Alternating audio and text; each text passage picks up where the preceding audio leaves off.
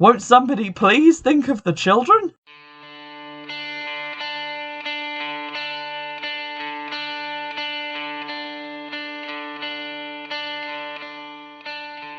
Hello everybody and welcome back to Witchfix. Today I will be discussing another film. This one is my white whale. It is called Spellbinder and is not to be confused with the TV series of the same name, but completely different subject matter and not the subject of this review. Now, this movie stars Timothy Dolly and Kelly Preston, and it's from 1988, and I could not find a copy of this to save my life. It was very difficult to come by. There were only ever like 2 or 3 copies available on eBay, and it periodically went out of stock at Amazon, and all the copies that I could find were between £18 and £25, even for ones that were like the incorrect region. So that was obviously a whole thing and a bit of a struggle.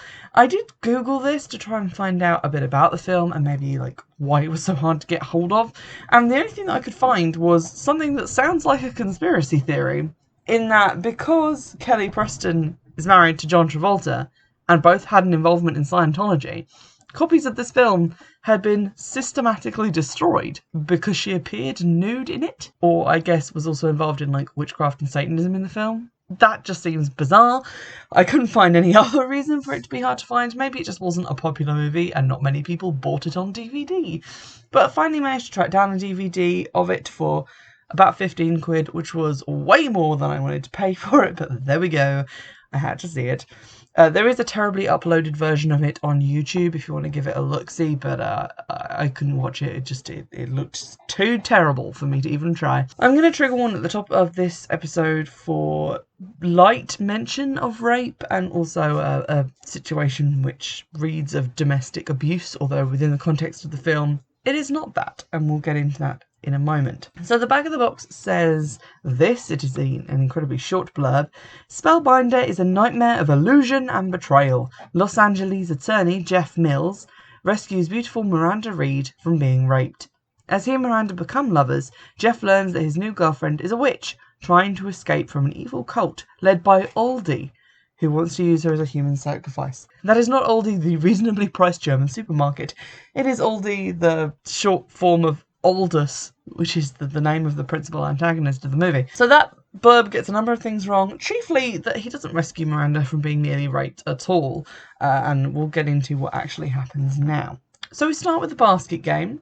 We start with the basketball game. We are introduced to Jeff, the main character, and his 3 friends, whose names didn't get introduced for such a long time that I just mentally started calling them Tall Jeff, Short Jeff, and Black Jeff, because they were all attorneys too and seem to have basically the same personalities. So I think later on we find out that Tall Jeff is actually called Derek, and then either of the other 2 Jeffs are called Tim and Herbie respectively, but I was never clear on who was who because they use the names in like weird situations where I wasn't sure who they're talking about. But just remember Derek's name because he becomes important later. In the basketball game, Jeff gets creamed. I think because Derek body slams him to the floor, but Derek and Jeff look exactly the same, so it was really hard for me to tell them apart.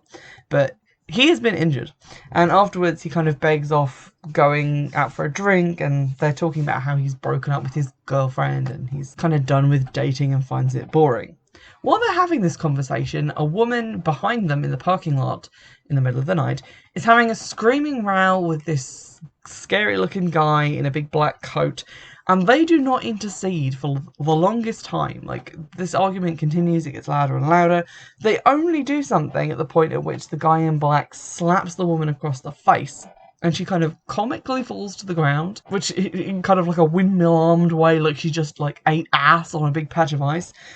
But they rush over there to break up this fight, and they find the girl sort of crouched on the floor. The guy is indeed very scary. He has a black ponytail and a knife. So they kind of square off with this guy, and in the end they kind of make him back off, and he says, "You will regret this as long as you live," and then I guess turns into bats and flies away because, you know, he just leaves. He's not there anymore. The girl then gets up and introduces herself as Miranda, and she does not look like A, she has been crying, B, she has been hit in the face, or C, She's just been dragged across the ground by her hair, all of which has apparently happened to her. So this is either the movie magic of just perfect hair and makeup even in the middle of a war zone, or this whole situation is BS, and I'm leaning towards the latter because the whole plot of this film really reminds me of a James Spader movie, which is called like Dream Girl or something like that, which is basically he starts dating this woman and she systematically ruins his life. So that's pretty much how I went into this feeling like it was going to go, and as usual, I was entirely correct. Jeff offers to drive Miranda home, and it's only sometime later when they're driving down like a road, which looks like the beginning of Pretty Woman, when there's all the like prostitutes everywhere and like all the neon lights. When he asks her where she lives, I'm like, where were you driving to? Starbucks? But she says that she doesn't actually have a home because she was living with Aldous, aka Mr. Knife Guy. And so he says, oh, okay, do you want to come home with me and spend the night? So she goes home with him to spend the night. He introduces her to his dog and his cat. And she expresses interest in his tastes in art and music, further lending to the idea that she is bogus as all hell. And she then reads his palm / his mind and tells him about the car accident that killed his parents. Clearly that's a way to get into a guy's pants. He then takes her to bed and she says that she can make him feel better from like the pain of his basketball injury by like essentially chanting over him and then waving her hands, and then the pain is gone. So clearly she is magic. They both seem hideously exhausted by this and she instantly falls asleep. Jeff has a brief nightmare in which Aldous comes out of his pantry and stabs him with a big knife, but that's just a nightmare and I don't know why it's here. He then goes off to work and discusses taking Miranda home with him with his colleagues, and they rightly point out that he should not have left her in his home alone and that she will steal his hi-fi and maybe his TV. But she does neither of those things. He gets home to find her just chilling in one of his shirts and she has cleaned the house, which seems like something a serial killer would do, but he seems to find it romantic. They do the frick-frack snicker snack and then take a bath, which, you know, hygiene. And he invites her to like move in with him and stay with him permanently. She again warns him about Aldous and says like he's really scary and I'm afraid of him. And then they seem to kind of fall into an easy relationship. They go to a toy shop for some fucking reason to buy a teddy bear. I don't know why they're in a toy shop. They could have been doing literally anything else. But they're being followed by some random sweaty looking guy. And he seems to want to talk to Jeff, but he gets scared off by Aldous, and then he goes back to his apartment where he's being followed, and there's already guys and also Aldous in his apartment. And then Sweaty Guy's head gets set on fire by Aldous using his mind powers. We see Jeff and his friends again because they are defending some sort of doomsday prepper who's obsessed with terrorists. So his apocalypse-proof bunker is probably going to become important at some point because they mention it a lot. Jeff then has a bunch of people over for a party to introduce Miranda to his social circle, including all his friends and his secretary, Grace. Throughout the party, Derek eyes up Miranda, and it kind of looks like maybe Jeff's going to have a rival for her affections. She also does her like mind-reading parlor tricks on short Jeff, who might be Tim or Herbie, and tells him that he will lose something important on the winter solstice, which is a holy day. She then goes to the kitchen to continue doing dinner, and Grace comes in just as Miranda is taking a scalding hot roasting tin full of turkey out of the oven with her bare hands, as you do. She then puts her hands in a bowl of water and chants, so I guess maybe she's doing magic to fix her burnt hands, but why would you not just wear oven mitts? It's just easier. Grace then asks some probing questions about Miranda's history, including whether her last name is her maiden name and where she grew up, and also asks in what religion the solstice is considered a holy day. And Miranda kind of gives her a load of bullshit and then gets angry when her privacy is continuously invaded. The next day, Jeff asks Grace of her opinion of Miranda, and she rightly says that Miranda seems sketchy as hell and she's not going to take it anymore. Jeff says that she didn't know what she's talking about, and then she tells him the thing about the turkey, and he's just like, that's crazy. And she's like, yeah, and I saw it with my own eyes. An older lady then comes to visit Jeff. She's introduced as Mrs. White, and although she gets in saying she has an appointment, she does not. So his secretary should be fired. Sorry, Grace. As soon as they're alone in a room together, she says, we want her back. obviously referring to Miranda. Something's not right here. The wind is put up Jeff a little bit. He calls Miranda and she panics, saying that she needs to leave. He leaves work straight away to go and get her, but he's being followed by Aldous, who corners him in a parking garage, levitates his convertible, and then breaks all the windows with his mind. But then Jeff is just in the car on the ground, and none of that actually happened, so confusing. He arrives home, but Miranda's gone. He gets like a bunch of messages from different people saying, "We warned you, this is going to be the worst thing you've ever done, blah, blah, blah, blah," and then a bunch of demonic chanting. So I guess he should pay to have his number not listed. He does a few things to try and track her down, including taking her picture to the police and asking them if they've seen her, which brings him to the attention of Lieutenant Lee, who has been investigating a lot of murders and disappearances. A lot of murders and disappearances which have to do with a weird symbol, which is also on Miranda's necklace. He gives Jeff the rundown on these so-called Satan worshippers and their involvement in the murder and disappearances and their symbol. He shows him the body of the guy with the burned head who has the symbol cut into his chest. He says also that their belief is that the more impressive the sacrifice, the greater the magic. This is not relevant to anything else that happens in the movie, but it was quite interesting. He directs Jeff to a special bookshop in Hollywood to find out what the symbol means. I don't know why he can't just tell him, but he goes to the bookshop. He finds a picture in a book of a kind of crazy-eyed looking crone, and it says, "What does a witch look like?" next to it. So, again, the wind is up Jeff. Some time passes. His friends try and get his mind off of Miranda being missing.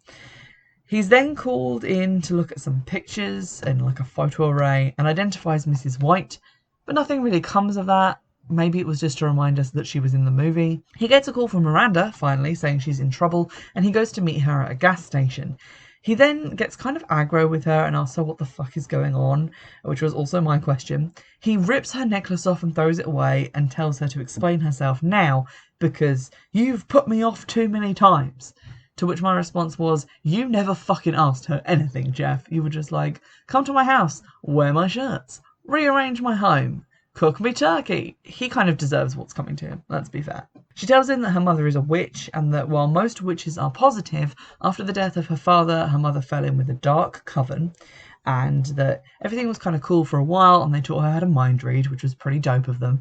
But they're also into animal sacrifice, which is less cool, and she doesn't want to be involved in it anymore.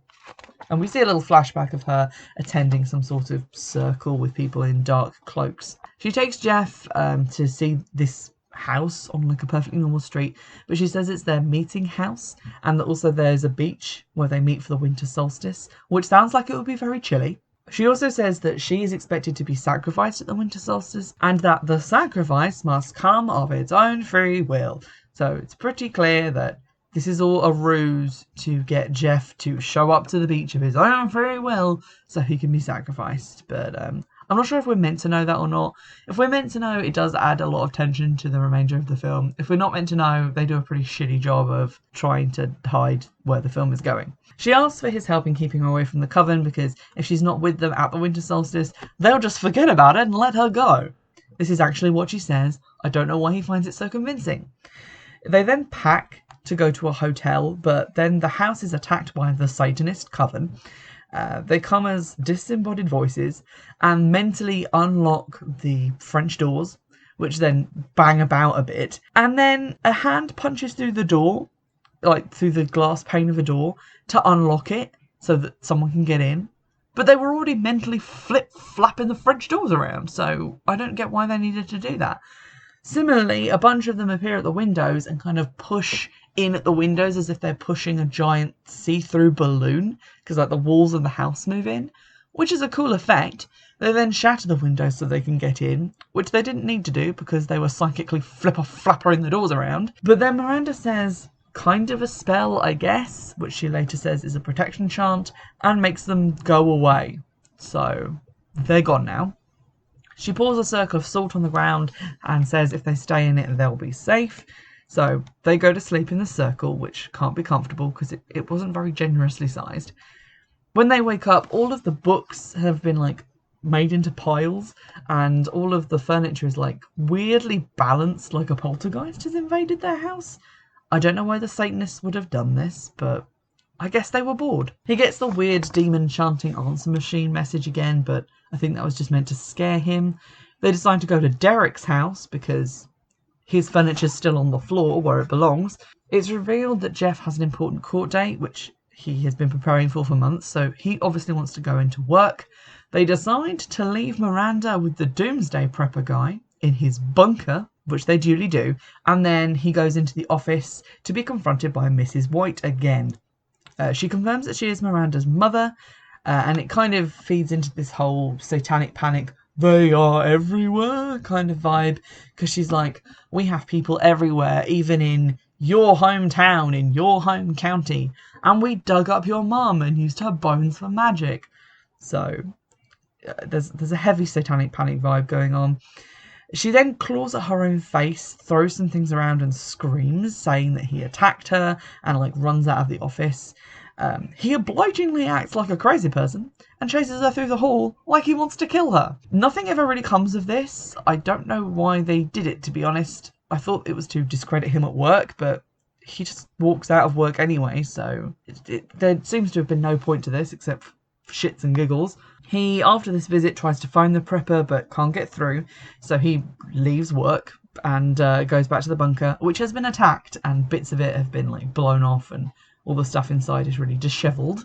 The prepper is catatonic and never seen again, but Jeff goes to the meeting house. He breaks in, looks around and sees someone doing Tai Chi in front of a Baphomet poster. Won't somebody please think of the children? And he then finds a middle-aged couple and menaces them because they are wearing the symbol of the coven. The Tai Chi lady then attacks with Kung Fu, and he throws her off of a balcony into a stairwell where she is either unconscious or dead. He then breaks through a door into a ritual room, and once he is threatening to break the lady's arm of the middle-aged couple, they tell him that Miranda will be at the beach to be sacrificed, except obviously they just want him, they want him to go to the beach. He's gonna die. We know this.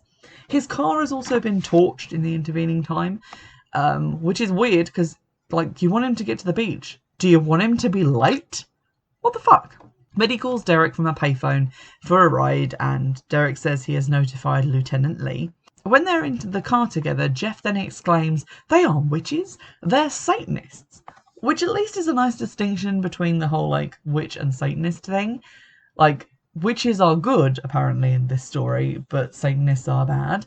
So it's pretty unfair towards actual Satanists, but at least it gets that right about witches. They arrive at the beach, and Derek says that he's going to wait for the cops. At this point, I'm like 30% sure he's in on it. So Jeff gets out of the car and goes through a spooky cave where people have spray painted spooky things on the wall, like 666 in a lime green, which is not a very Satan-y colour, but also Satan rules. But the T is a cross, because they're hardcore. He finds the ritual, or a ritual. He doesn't know that it's the right one, but, you know, black cloaks, it's probably them. He gets instantly caught, and we see Derek and just 2 cops coming through the spooky cave.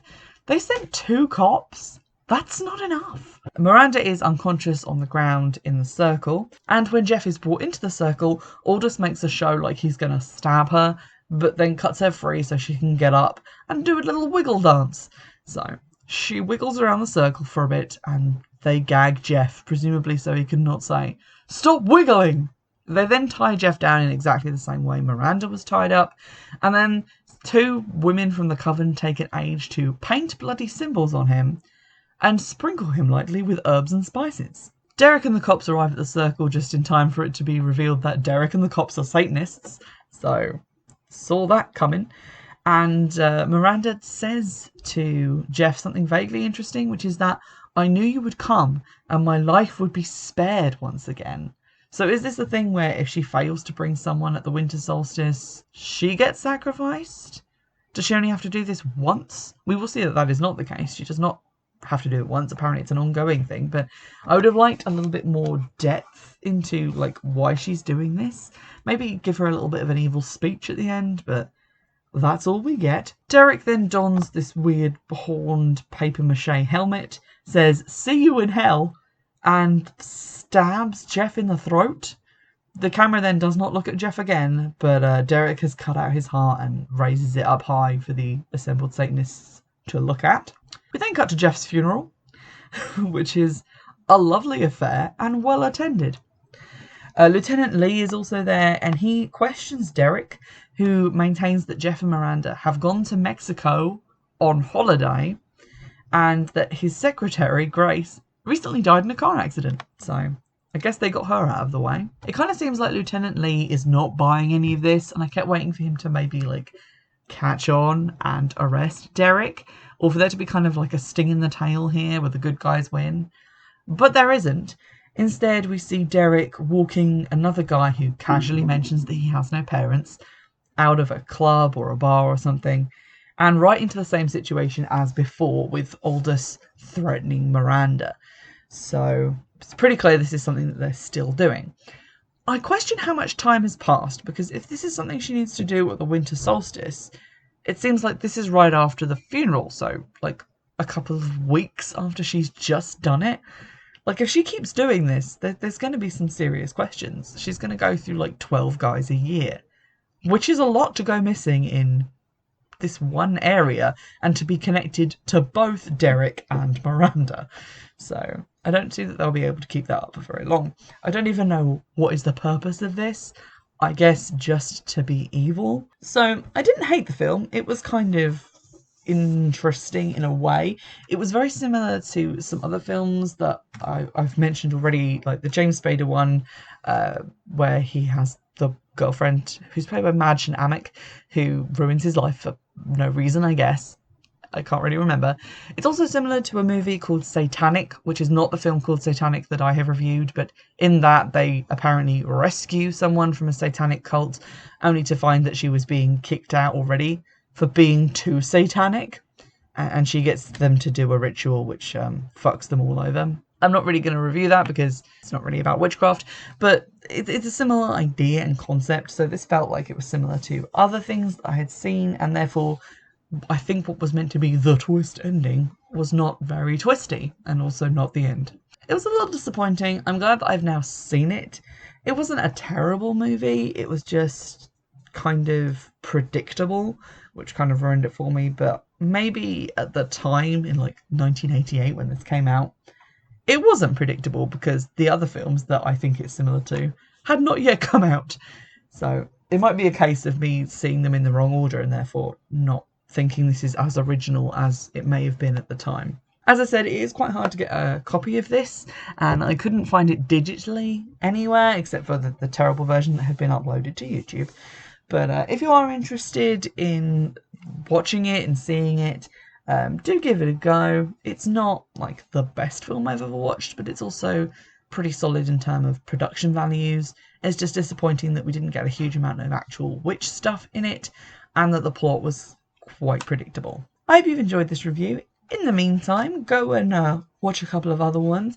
Hit me up on Twitter to let me know if there's a film that you desperately want me to review. And in the meantime, I'll see you in the next one.